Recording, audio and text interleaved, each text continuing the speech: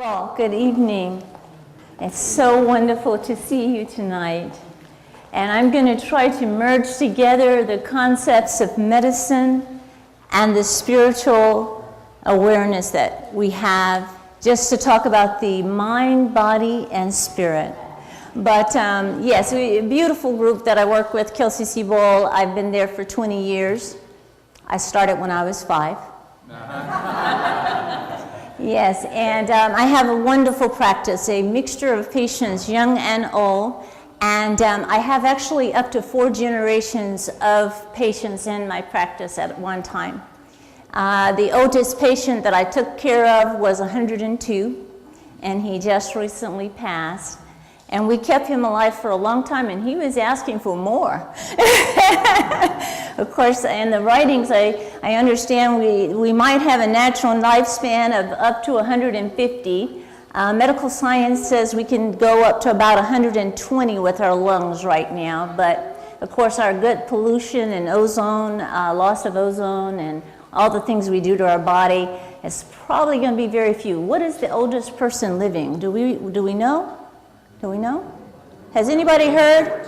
Somebody had a birthday that they celebrated, but at any rate, I think we have at least someone 110, if I'm not mistaken, an elderly lady that they feature. But at any rate, let's get into our health tips. So now I'm going to start out first with Dr. Brian.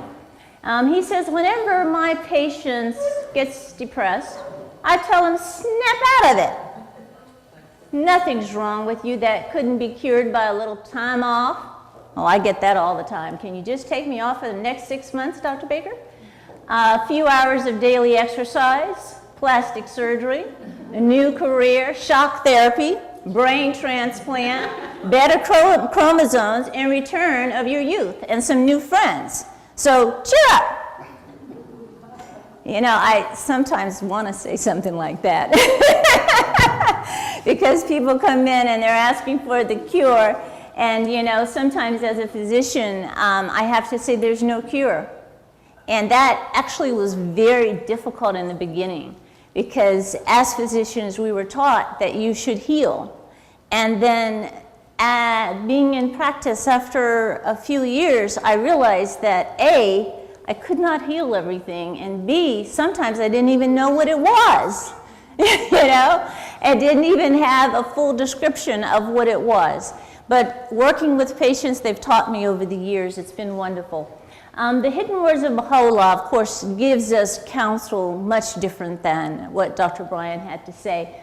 O befriended stranger, the candle of thine heart is lighted by the hand of my power. Quench it not with the contrary winds of self. I'm going to stay there. Self. And passion. What are we talking about there? The things that we do, the things that sometimes are just our habits, but they're not the things that are good for us. We know it. Ice cream, ahang.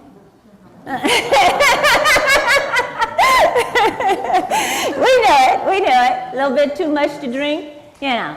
Whatever it is that you do there, the self and the passion, that, you know, contrary winds of self and passion. The healer of all thine ills is remembrance of me. Forget it not. Make my love thy treasure and cherish it even as thy very sight and life. So that's what Baha'u'llah has to say about healing and what we do to ourselves.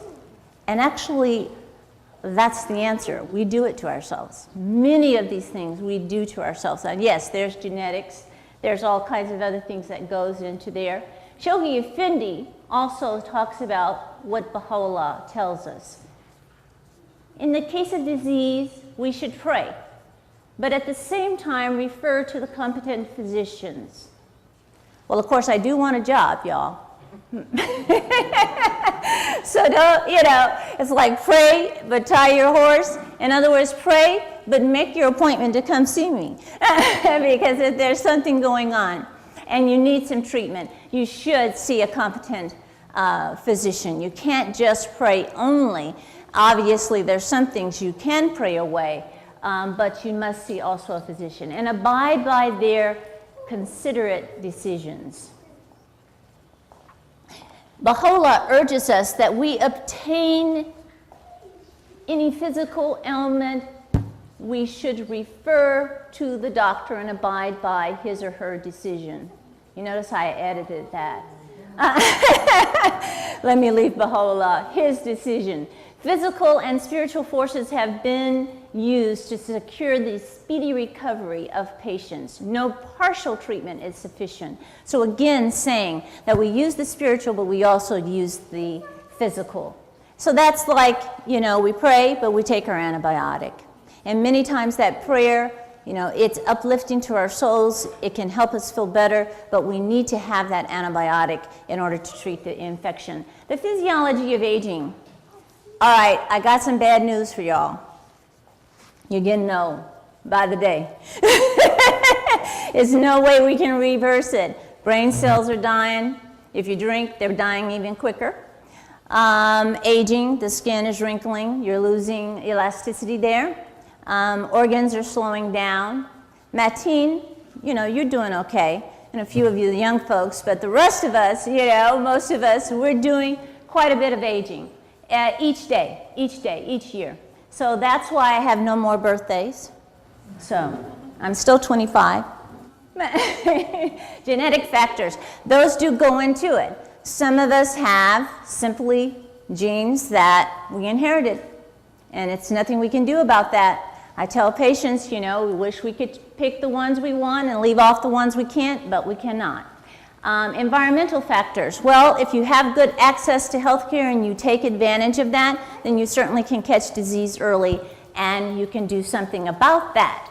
So while you cannot do anything about aging, you cannot do anything about your parents or the people you're related to, even if you don't like them, you can do something about the environmental factors, which is get access to healthcare as quickly as you can and get your regular checkups. Keep me in business. Health and well-being. Anti-aging, oh, y'all heard about this, make you young. One pill, one bullet, reverse the effects of aging. Please understand that there is no way that we can turn back the hands of time. It's simply not true. And a lot of these products have a lot of hype behind them. They call themselves things like natural or herbal or vitamin. And they just get you to empty your pockets. You won't even pay your $10 copayment, but you'll go out there and you'll pay for something that's going to make you lose weight in 30 days for $90. You'll order it off the internet. I've seen you. I know you. Who's done it? Go on, raise your hand. So, in other words, it doesn't work. The FDA finally, thank God, started periodically testing these things randomly, because it was just so much out on the market and they're unregulated. So anybody can just put something out there and say natural, and especially on the internet. So they started looking at these things and actually found toxins in them, as well as traces of chemotherapy medicines. Chemotherapy, traces of medicines that they use for chemotherapy. And believe me, if you don't have cancer, you do not want to be taking a medicine that has chemotherapy qualities to it. All right, early detection. So here's where we can make some strides here. And by the way, if you have questions, please raise your hands. Please. But regular checkups, what is that? That's about a year. That's usually about a year. But if you're much, in the younger group, it may be every 2 or 3 years. For the kids, unfortunately, they bring them in there every year because they got to have those shots.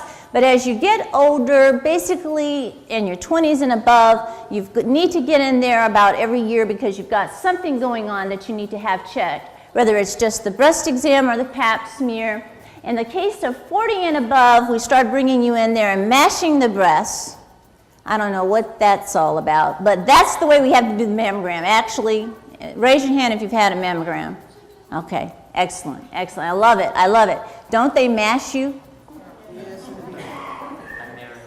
A man must have invented this. I don't know why women have not gotten into this field. But anyway, they make a pancake out of your breast. Yeah, it's interesting. And then if that wasn't bad enough, then they put you up in stirrups and get, oh, wait a minute, we have children in here.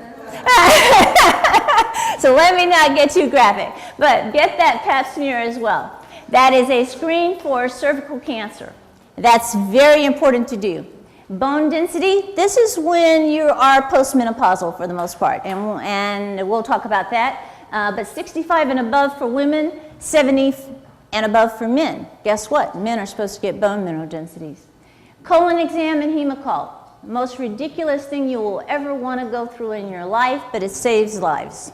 About 40% of my patients that go in for a colonoscopy are found to have some type of polyp, and about half of those are precancerous. And when they remove that, it never turns into a cancer. It's like removing a weed before it gets to going. So colonoscopy, hemoccult means hidden blood in the stool, the blood that you don't see with your eye, but that we can see through a developer. You take little cards, you smear some stool on them, you put them in an envelope and you mail them in. Can you imagine that? I stopped ordering that one, because people would simply not do it. So what I do to them is I put the finger in the rectum and get it. Again, too graphic, Ahang? Tell me. You tell me when I get too graphic, because I work in body parts, okay? So all kinds of orifices. All righty, so let's go back. Rectal and prostate exam. Oh, I get a chance to pick on the guys now. You should just want to be a fly on the wall when these guys have to get their rectal and prostate exam, but it's very important. It saves lives. I have a cousin who died at the age of 39 from colon cancer simply because he would not go in and get a rectal exam. Do not be a victim of this. Yes, it is an experience that, Mateen, you will have when you're 40, but 40 and above, you need a rectal exam. Mateen, I'm sorry, Mateen. You're the only one I know the name of besides Ahang. So anyway, it's not a good experience, but here's a women have smaller fingers. You might want to get a female. Cholesterol and glucose.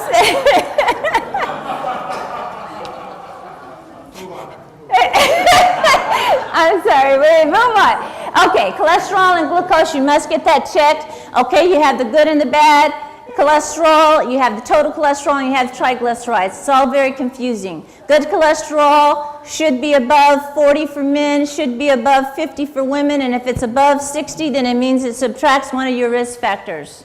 Okay, so if you have high blood pressure, it subtracts that, it neutralizes it. If you have a HDL, high density lipoprotein of over 60. So that's a good thing. If you have a high density lipoprotein in the 30s, I want you to get an AED. You all know what that is?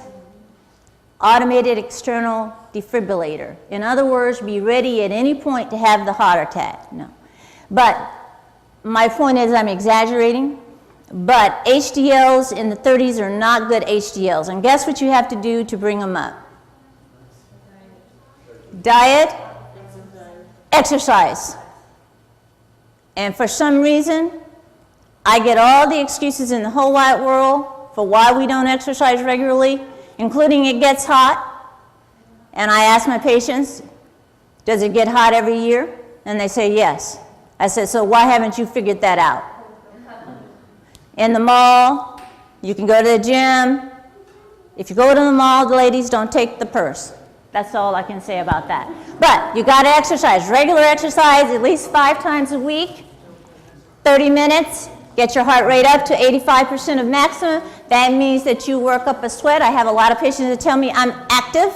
And I say, well, did you get funky? And they said, no. I said, well, then you did not exercise enough. All right, vision, hearing, and dental. These are also things you should be doing. So prevention is not smoking, no alcohol. As Baha'is, we advocate no alcohol. This is one of the things that are in the teachings. If you do drink, as a woman, it should be 1 drink a day. As a man, it should be no more than 2 drinks a day. I have all kinds of answers to that. Some people don't think beer is alcohol. It's a very interesting thing. I say, how much do you drink? They say nothing. I say, well, what about beer? They say 6-pack a day. Anyway, very interesting thing about alcohol. But in moderation, if you drink, as a Baha'i, we advocate no alcohol, no opium, no drugs. It destroys the brain cells. It's not good for you. It really isn't. And if you think about, let's just take alcohol out of the world. Let's just take that one thing out of the world. How many lives would be saved? How many marriages would be saved? How many abusive, murderous things that have gone on over our time? How many people would have not had impaired judgment? How many car accidents would we have not had? Alcohol is not something to celebrate, in my opinion, and in the Baha'i faith. But, of course, it is legalized. It's a legalized drug, but you want to use it in moderation if you drink. Exercising, we just talked about that. Rest and relaxation. I get a lot of people who say, I'm tired. I say, how much you're sleeping? They say, well, I'm not sleeping. Well, you got to sleep. Rest and relaxation. It's called sharpening the saw. How many of you know about sharpening the saw? None? Sharpening the saw. You've heard of it? I know. It's a Stephen Covey. It talks about basically if you're chopping a tree and you're working constantly, and then the other person was chopping a tree, and I'm going to do she's.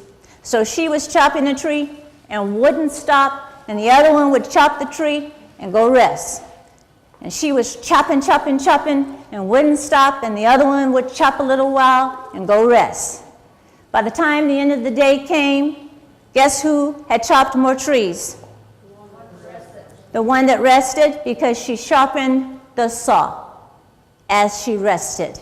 That other one was dull. So that is what rest and relaxation is about. You must take time off. If you don't, you will find yourself thinking you're doing a lot and you're not. Proper nutrition, coping with stress, and having a positive outlook.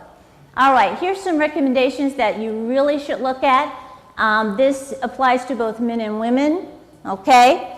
Basically, calcium 500 to 600 milligrams twice daily. If you are in the peri and post-menopausal stage, you really want to be doing about 500 twice a day. So that basically means if you're 40 and above, definitely 50 and above, you need to be taking 500 milligrams of calcium twice daily with food because it improves absorption and it helps to reduce osteoporosis. Vitamin D needs to be taken with that. Some recent studies have actually even said vitamin D can reduce the risk of cancer. But it needs to be taken in 1,000 to 2,000 units per day. We didn't really know that before, but you think I get a lot of sun in Florida. Well, ask your doctor to check your vitamin D.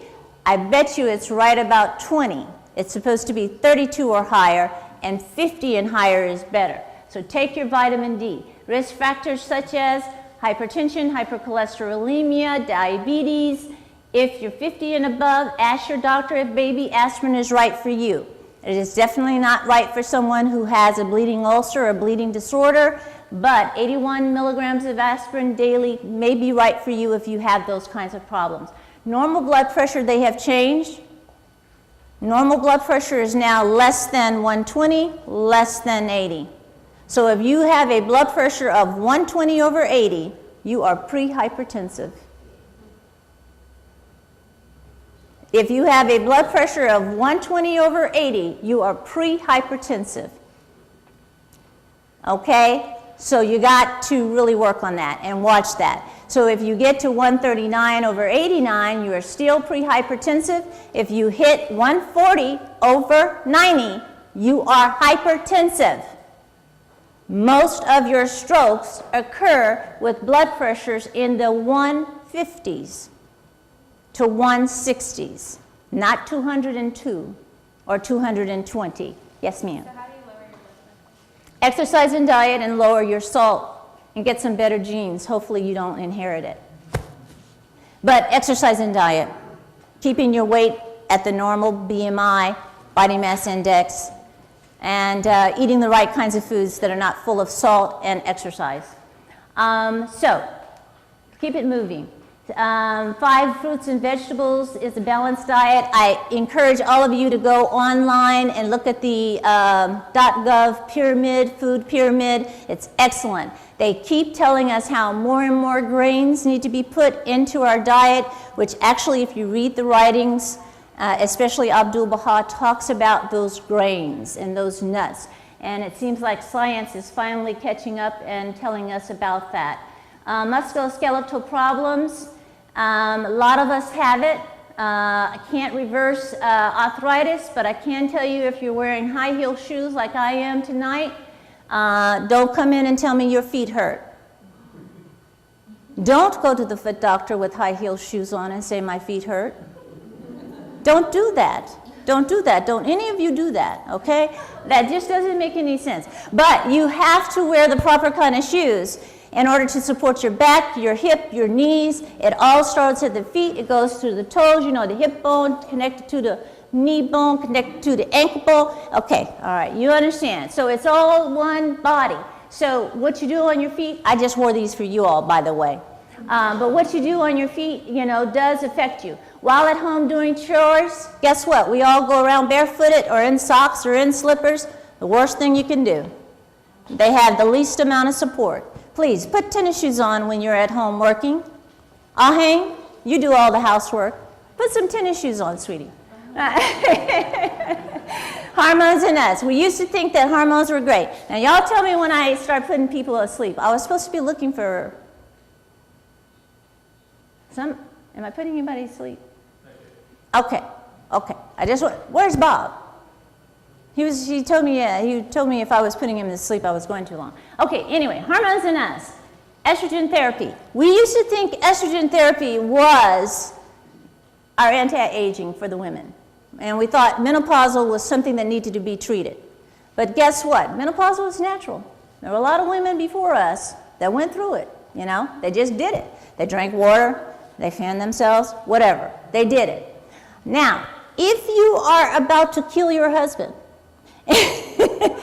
or murder someone at work, or if you are waking up so many times at night that you are sleep deprived, then hormone may be right for you for a short period of time, okay? Estrogen supplementation.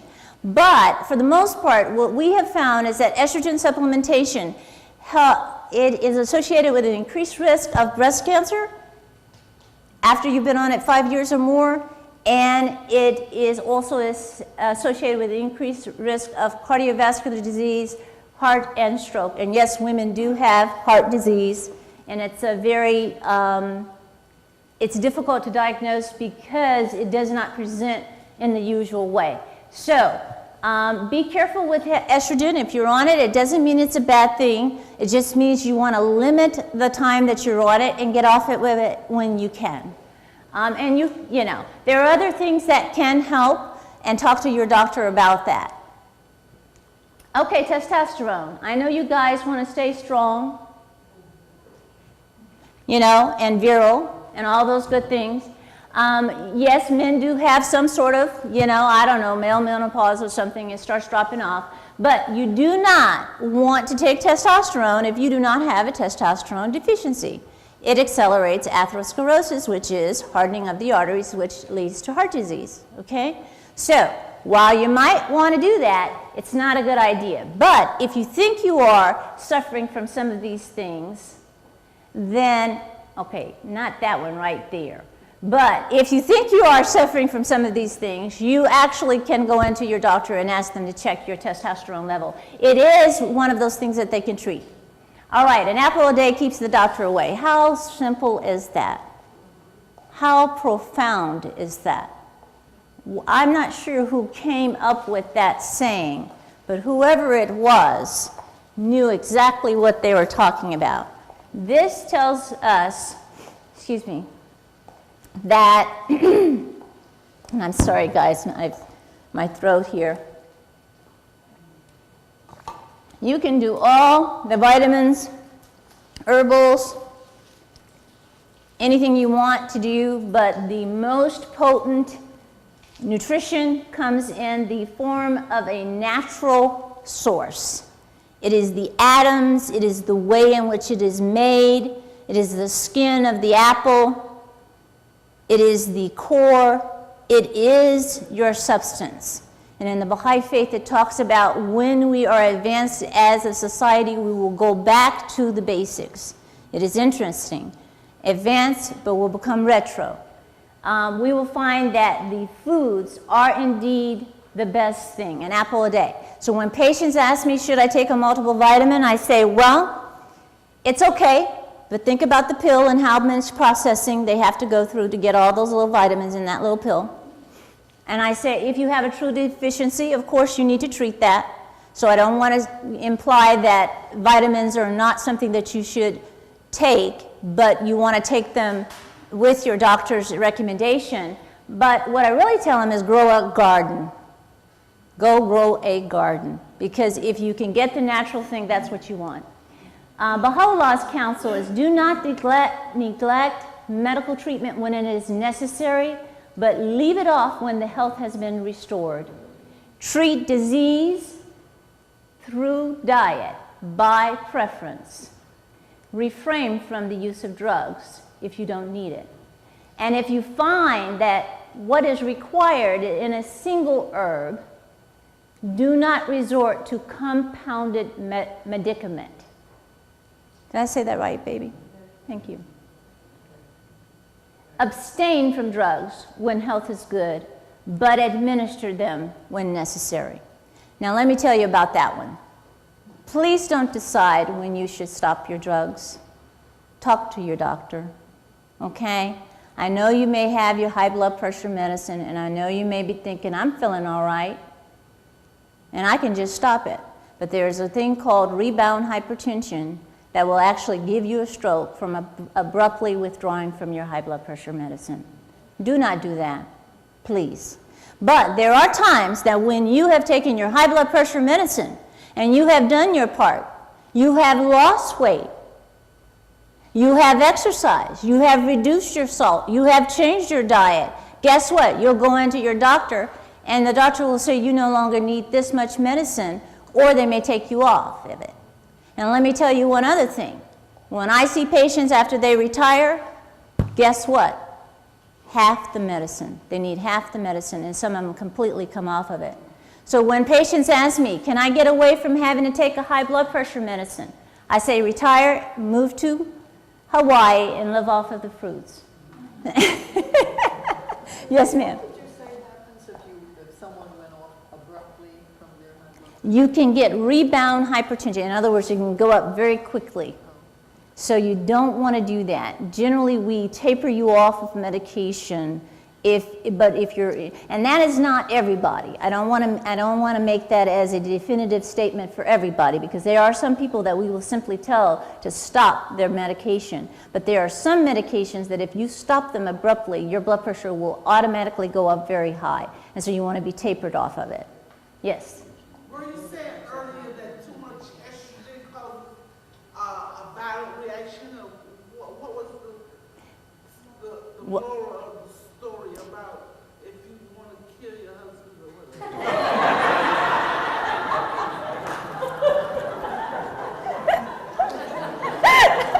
She is listening. Thank you for that. Let me go back to that side. That is, you gotta, see, you all have to understand something. I am out the box, okay? That's why I can put up with Ahang. What it is that when you have a deficiency in estrogen, and it also happens around PMS time. Remember when people didn't think there was premenstrual syndrome? I think a couple of women actually got off on some court cases based on PMS. Yeah, they didn't use a premenstrual syndrome. There's two things that we're talking about here. One is when you're about to start that period and you go through these estrogen surges up and down. And then the other that I was talking about here is actually when you start going into complete estrogen deficiency. That's when you start getting a lot of irregular periods. You get vaginal and urinary changes. You get hot flashes and night sweats. Here's where your problem starts to begin. Because if you sleep deprive someone long enough, you will actually induce a psychosis, okay? They've done studies. It's about 36 hours. No, not 36, 72, because I've stayed up for 36 hours. I didn't become psychotic. But anyway, about 3 days.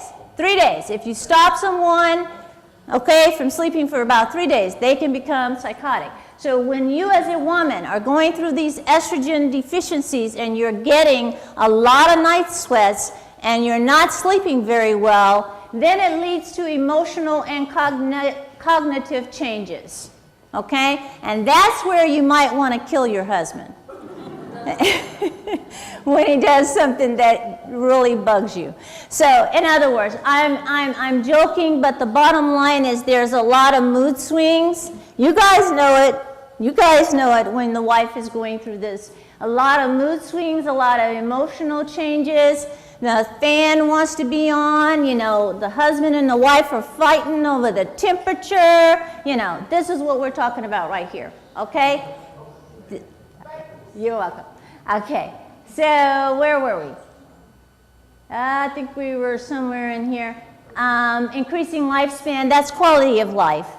Preventing disease, that's healthy aging. Early identification, treatment, and then improving our sense of well-being. Preventing disease, here are the leading causes of death. Heart disease, cancer, stroke. COPD means chronic obstructive pulmonary disease. That's emphysema, chronic bronchitis, generally comes from a person who is a smoker or has secondhand smoke. That is the biggest thing. But can also come from certain chemical exposures, asbestosis, certain chemical toxins that you may have inhaled. You can also get this particular disease. Pneumonia and influenza. Can I get you all to get your flu shot this year? If you are 50 and above, you should get a flu shot. You should get a flu shot if you just want to go on and get it because it's a good idea. And if you have diabetes or heart disease or any asthma or chronic disease, you should get a flu shot, okay? Pneumonia, there's also a vaccine to prevent pneumonia. Get the pneumonia shot. 65 and above, you should have it. And if you have any chronic disease, you should have it. Diabetes. Diabetes is a leading cause of death. Diabetes can be in so many ways controlled and reversed by diet. If we look at all of these, we can say that they can all be reduced if we go back to the basics that we were talking about before, which is right nutrition, rest, relaxation, spiritual, mind, body, soul, all connected, and doing the right things for ourselves. Heart disease prevention, if you smoke, you must stop. You must control the blood pressure. Remember, 120 over 80, under 120 over 80 is normal. But basically, your doctor may want to control you in the 120s or 80s. But if you're 140 and above, you are not controlling it. Control diabetes. Heart disease and diabetes often coexist. So you have to control that diabetes, control the cholesterol. I want to go right back to the cholesterol. We talked about HDL. HDL should be greater than 40 in men, greater than 50 in women, greater than 60. It actually helps you. HDL is the happy cholesterol. H, happy. Okay. L, lousy cholesterol. LDL. Okay, so that one you want under 130 if you have no risk. But if you have heart disease and diabetes, you want that under 100. Under 100. And even preferably as diabetes, you want it under 70. So if you are not there, talk to your doctor about it. Lose weight, regular exercise, consider aspirin. There again, aspirin can reduce the risk of heart attack and stroke by about 25 to 30%. If you have a strong family history of heart disease, sorry. You know, you just got to work harder at all the things I just talked about. That's all I can say. And if you need to get on medication, this is one of those where listen to your doctor if your cholesterol is running 272 and your LDL is running 160 and your HDL is 30, you're a heart attack waiting to happen. Cancer prevention, stop smoking. A lot of people know that cancer is associated, smoking is associated with lung cancer. A lot of people don't know it's associated with bladder cancer as well. If obese lose weight, it's actually associated with breast cancer, obesity, something we're seeing growing in our society. And by the way, men can get breast cancer. It is just very, it's not as common. High fiber diet reduces colon cancer. Go right back to the writings talking about the fruits and the grains and the fiber in our diet. This is where you can prevent colon cancer. Human papillomavirus, I want all the young ladies to listen up. Human papillomavirus, we now have a vaccine, prevents cervical cancer. It is recommended for girls 9 to 26. Cervical cancer is considered a sexually transmitted disease. I know everybody's looking at me like, what? It is. It's a sexually transmitted disease. However, there are other ways in which we can get exposed to human papillomavirus, and even if you are not sexually active, you actually want to get this vaccine before you ever are, because it can help prevent cancer. So, cervical cancer, a lot of people don't understand that. It is actually sexually transmitted, okay? It comes from multiple partners, it comes from exposure to HPV, it comes from multiple STDs. So this is something that you want to be very careful about, obviously. Sunscreen, that's another thing preventing cancer. You don't think about sunscreen when you're driving, but you're in the sun. So using an SPF of 15 or above, some people want to go up to 30 and 45, and that's okay too, but it at least has to be 15. Most people don't really understand that they're overweight. Aha, they're big bone. Yeah, those are the big bone people. They tell me I'm big bone. I'm big bone, and my family's been big. Yeah, overweight is, okay, first of all, BMI that's ideal is 24. And if you are 27 to 30 in a BMI, body mass index, and you can get your doctor to tell you that, you are overweight. If you are 35 and above, you are obese. Okay, obesity is a medical term. It's not an insult. It means that you are probably over 30 pounds to 40 pounds over your weight. Okay, so obesity. But yeah, 35 and above is obesity. Overweight is 27 to 30. And then in there, in the middle of that, you're kind of pre-obese. So it's something in that regard. Okay, stroke prevention, it's the same thing as heart prevention, basically. Stroke and heart is the same thing. And we said LDL under 130, we said total cholesterol under 200, we said HDL over 40 for men, over 50 for women. That's what you want. And if you have diabetes, you want to control your blood sugars under 110 fasting and under 180, no matter if you just ate a meal, your blood sugar should not be over 180 if you are diabetic, okay? Don't smoke, pneumonia vaccine, flu shot. We don't have the swine flu shot available yet, but it is being researched, and hopefully we will have that this season, but we do not have it quite yet. But we do have flu shot with multiple other strains. Diabetes prevention, we really have already said this. Osteoporosis, not a leading cause of death, but significant disability. So please, women, take your calcium. We talked about that. Calcium, vitamin D, regular weight-bearing exercise, such as walking or weights.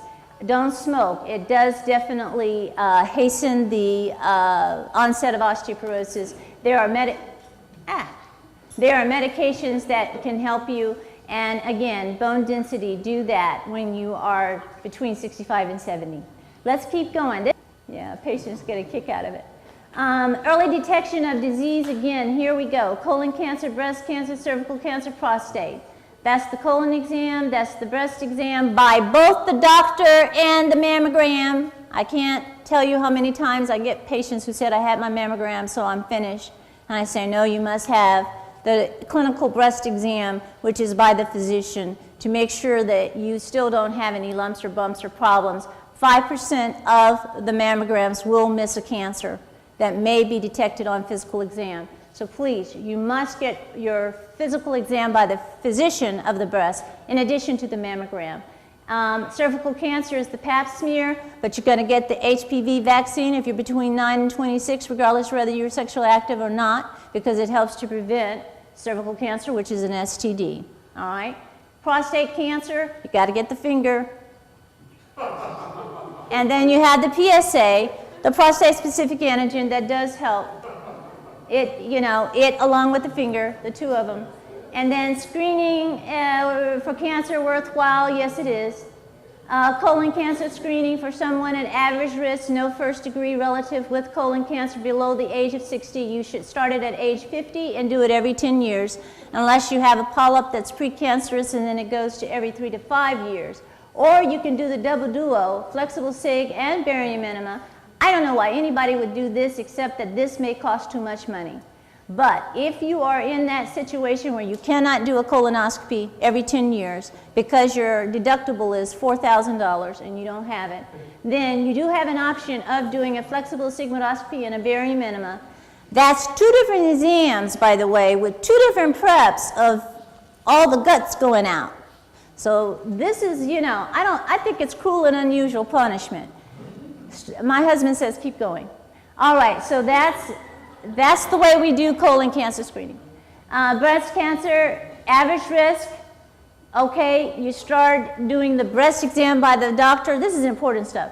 At 20 to 39, every 3 years. But at age 40, you are to get a yearly breast exam and mammogram. If you have a first-degree relative with breast cancer, first degree means mother or sister, not aunt, not grandma, not great-grandma. First-degree relative with breast cancer at an early age, let's say she got breast cancer at the age of 40, then the recommendation is to start 10 years before that, if that's a mother or a sister, okay? 10 years before if you've got first degree. All right, cancer, we already talked about that, cervical. Prostate, we talked about that. Improving our psychological well-being. We as Baha'is believe that this is a spiritual, a fellowship, a process in which we should involve daily through reciting prayers, through meditation of the writings, reading the sacred writings on a daily basis, meditating upon them, getting deeper understanding for ourselves so that we can convey them. It is an active thing that we must involve every day, just like we have to eat every day. I mean, you don't eat once a week and think that's going to do it. You know that you must eat every day. And then the spirituality and the growth of us is a daily thing and multiple times a day, saying our obligatory prayers. This is what we Baha'is believe that helps with this spiritual well-being. Also, you know, don't forget, one day you do retire, and you got to plan for that. Signs of depression, serious things can happen when depression set in. And I know that many people feel, well, we just need to pray. But let me just say to you that if you have significant symptoms such as feeling of sadness, feeling of guilt, feeling of failure, weight loss, insomnia, suicidal ideation, harmful thoughts, life is just not worth it, I don't know why I'm living, I don't know why I have any strength, I have no strength, I have no motivation, I don't want to go out, I don't want to see anybody, I don't care, I don't care anymore.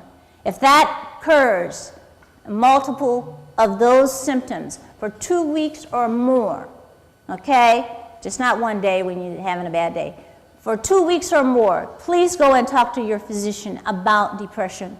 Most of the doctors miss this diagnosis because you come in with a headache or a backache. But a lot of depression is tied into what we call psychosomatic symptoms, which means it's a lot of aches. Advanced directives, let your doctor know about what you want to do in the case of your ill health. Everyone should have a living will. Medical power of attorney, this means let us know who you want to speak for you if you cannot speak for yourself. This tells me that maybe you can reverse age. Eleanor Roosevelt, Sorry, I got this picture. This is actually a card. I thought that was absolutely phenomenal. Here is someone who definitely exercises and probably has no joints. Eleanor Roosevelt said, "Beautiful young people are accidents of nature. Beautiful old people are works of art." I truly believe that. So, Baha'i perspective. Let's turn our face towards God to heal the body, the mind, and the soul. According to the Baha'i teaching, the human body is a temporary purpose anyway. It's here for us to improve upon our soul and our spiritual well-being so that when we go through the other worlds of God, we might progress and we might be closer. Our body is going to be laid aside at some point. As my father said, I've never seen anyone leave alive. So, Baha'i perspective, simple obedience to the hygienic and moral commands. If you even look at Moses, Buddha, Christ, Muhammad, or Baha'u'llah, if we did this, we would do more to prevent disease than all the doctors and public health regulations. But you know what? You guys are going to keep me employed. Because people, by our nature, unfortunately, with the free choice, really don't take that to heart. They don't become the spiritual, we don't become our full potential here in this world. But we should try. We should try every day. In fact, it seems that such obedience, good health would just be the general thing. We wouldn't be talking about all of this. And instead of being blighted by disease in either youth or infancy, we'd have people who live to 120 or over 100 pretty regularly. That's over 100 with your mind and with your quality of life. Healing is needed. Healing of just our whole nation, of individuals. So Baha'u'llah, like his inspired predecessors, not only shows how health is to be maintained, but also how it is to be recovered when lost. And we believe that this is a spiritual process as well as physical, taking care of both. He comes, Baha'u'llah, as the great physician, the healer of worlds of sickness, both of body and mind. This is Baha'u'llah's tablet to a physician. It was a physician who was in the Middle East, and it was in a time when the language was a little bit different. We don't know and understand all the words, but we can understand what he's saying really applies. This is a draft. My husband promised me not to say that he did it. I had my fingers crossed when I said that. He translated it from Arabic. Some of this you've probably seen, but some of this you may not have seen. But Baha'u'llah, in Baha'u'llah's tablet to a physician, this was a specific physician who lived in this time. The ancient tongue speaketh that which will satisfy the wise in the absence of physicians. Do not eat except when hungry. Isn't that an interesting thing, how we overeat? Do not drink after retiring to sleep. Exercise is good when the stomach is empty. It strengthens the limbs, but when the stomach is full, it can be harmful. Do not neglect medical treatment when it is necessary, but leave it off when health is restored. Do not take nourishment until digestion is complete. That's basically saying don't overeat. Do not swallow until you've thoroughly chewed your food. Treat disease first by diet. If you find a single herb, don't go to compounded medicines. Abstain from drugs. Begin the meals with the mention of my name, the All-Glorious, and end with the name of the possessor of heaven and earth. That which is difficult to masticate is forbidden by the wise. And that's a hard one. But we as Baha'is can eat meat. A light meal in the morning is as a light to the body. All the medical evidence shows that you should eat breakfast, and if you're not, you are depriving yourself of nutrition, brain power, and everything else. All harmful habits. Avoid all harmful habits. They cause unhappiness in the world. Verily, the most necessary thing is contentment under all circumstances. By this one is preserved from morbid conditions and from lassitude. So you know, some people that get the diagnosis of cancer are amazing. They actually inspire me because they take it on and they say, that's okay, doctor, you say I got cancer, but you know what, I'm beating this. And I said, go on, you go head on. I believe you are. And I never give up hope, and they never give up hope.